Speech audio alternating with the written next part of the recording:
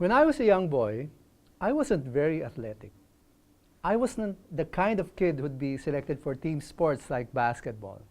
So while my school friends were learning teamwork through sports, I was often on the sidelines alone. Because I couldn't get into any of the teams, I turned to the thing that I did best: writing, painting, creating art. At least I could do that without having to be part of a group. I could do a great job all alone. But then I got into the university and I got involved in theater.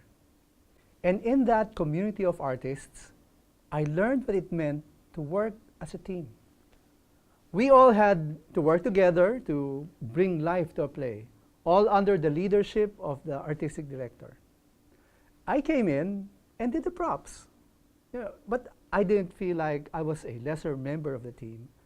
I had to do a great job because what I did mattered to the whole group. And everyone from the actors to the stage designer to the technical people, the stage manager, even the bit players, we all had to do our best to make sure people who watch the play would have a great experience. I realized that there's work that can be done alone, like writing. I realized also that sometimes there's work that could be very difficult to do as a group. I remember in college we'd have group work assigned by the instructor that really, actually, could be best done by just one person.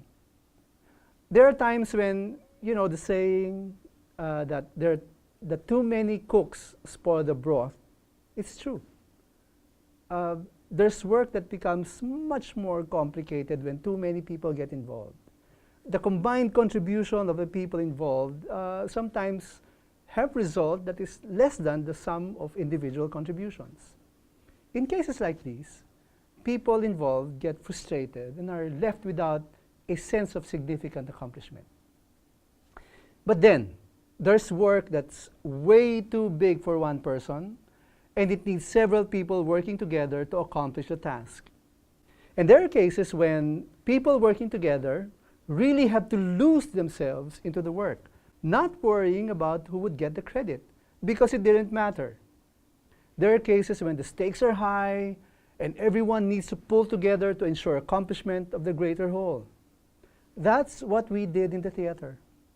That's what happens in championship sports teams. That's what happens in a product development team of a market success. That's what's needed during crisis situations. That's what's needed during disaster response and recovery.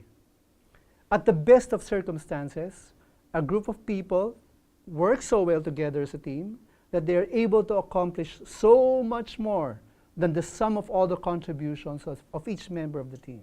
There is synergy, a multiplication of what is accomplished when people work so well together.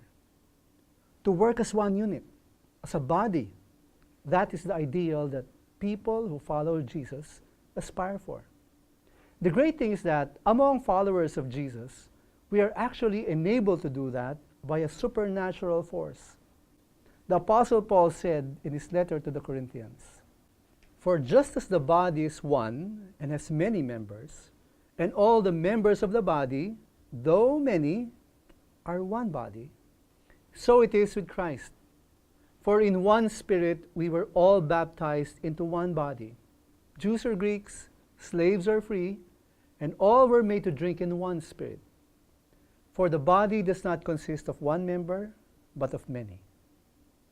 If you have the opportunity to become part of a great and worthwhile task that could not be done by one person, but by many people working together at their best, become part of a team.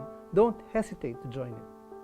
The experience of becoming part of something bigger than yourself is worth it.